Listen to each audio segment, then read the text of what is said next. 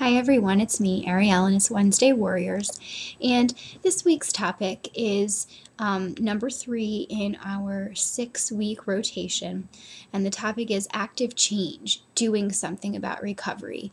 The beginnings of recovery treatment options, letting people in, asking for help, taking steps forward. And this is what I think I try to be about in most of my videos. So I'm going to try to be more specific along these lines today. And with that, the first thing that I want to say regarding active change is you have to learn first and foremost how to take responsibility for your actions. And it can be very easy to tell yourself that you're going to take responsibility for your actions and hold yourself accountable. But saying it and doing it are very different, and putting it into practice can be pretty hard.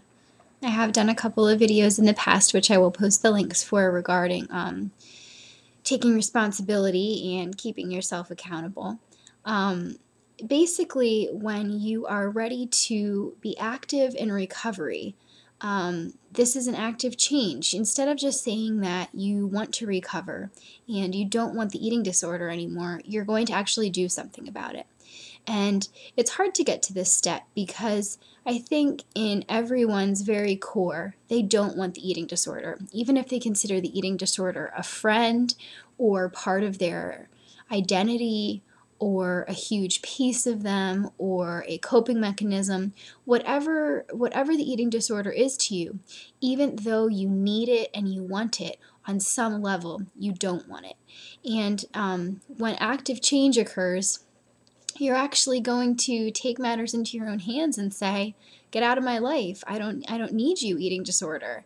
And the tricky part of this active change is that you're going to be putting yourself first, and you are going to be saying, I'm what matters. And that's very hard for a lot of people to do, because maybe in their heads they feel that they don't matter enough, or maybe they've been told by other people for a large chunk of their life that they don't matter.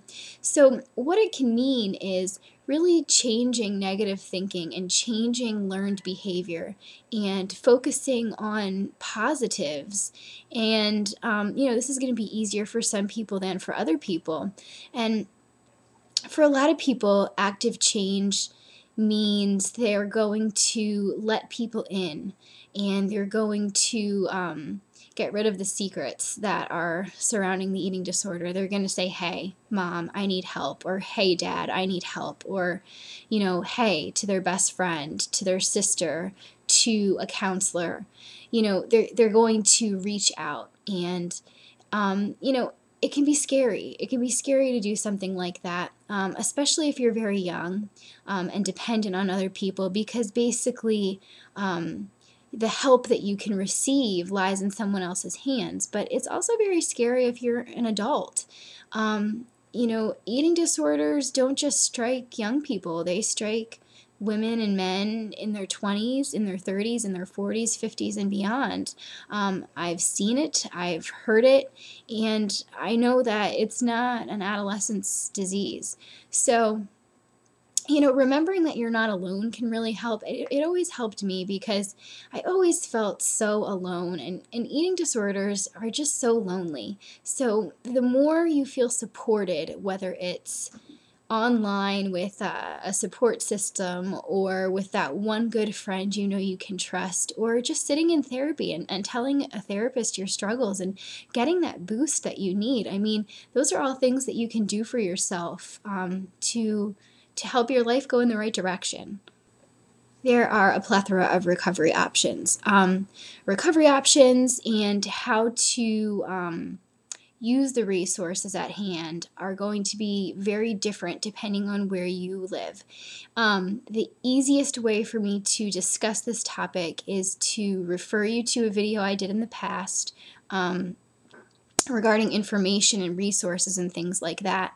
And then another video that talked about different kinds of therapy, sort of what might help and the reasons for those sorts of things. But there's a lot of information out there, so if you're willing to look for it, you will find it. And I know there are things like insurance, waiting lists, finances. There's going to be all kinds of roadblocks. But if you reach out, I promise you the help is there. And it might take you a while to get it.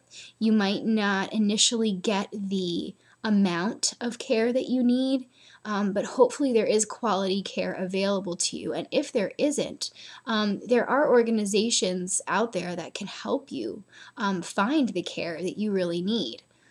But the big thing here is taking steps forward. As long as you keep moving forward in recovery, wanting to move forward, but actually doing it, putting one foot in front of the other day by day, taking one day at a time, telling yourself, I can do this, then you're going to be making progress. The more you say, never mind, I give up, it's too hard, I want to stick with the eating disorder, the more the eating disorder is going to win, and you don't want to have to keep starting at square one like that.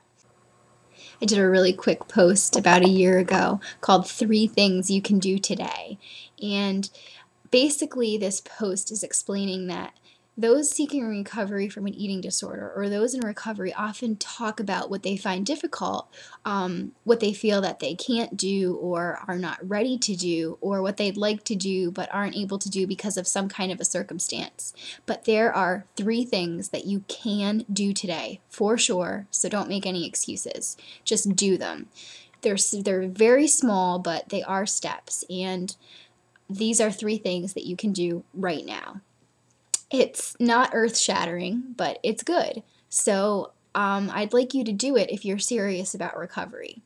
The 3 things you can do today are: program your cell phone to tell you a nice message tomorrow, and the next time you look at your phone, that message is going to be there waiting. You have to pick a time, even if you'll be sleeping in a meeting with a client, it doesn't matter. Let your cell phone go off to tell you that message, so the very next time you look at your phone, it will be there. The second thing is, look at yourself in the mirror and say, I'll try to take care of you. It might sound a little bit cheesy, but when was the last time you told yourself that? I'm not asking you to say, I love myself, I'm beautiful. Think about it. I'm just asking you to say, I'll try to take care of you, to yourself. You are able to do this. And then the third thing is, find a positive post, quote, poem, print it, fold it, and put it in your wallet.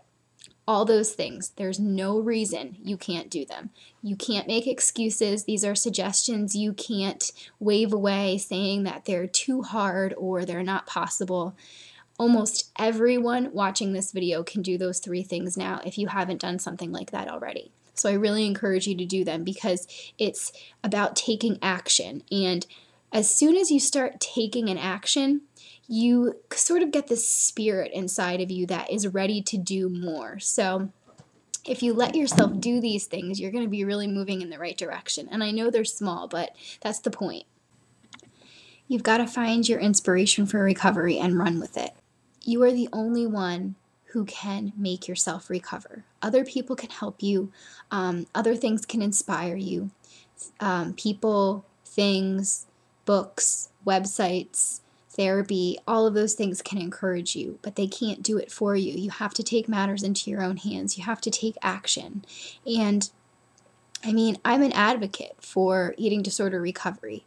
There are very few things that I'm more passionate about, but it's an individual choice to choose to recover. It may not have been an individual choice for us to develop an eating disorder, but we can make the choice to recover.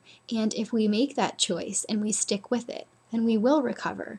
And I want that for everyone who's watching this video, for people who are in the depths of despair, for people who are struggling, for people who are doing well on most days but have hard times during others and really want to take it to the next level. I want full recovery for all of you, and I truly believe that it's possible. So I hope you all have a wonderful week, and I will see you next time.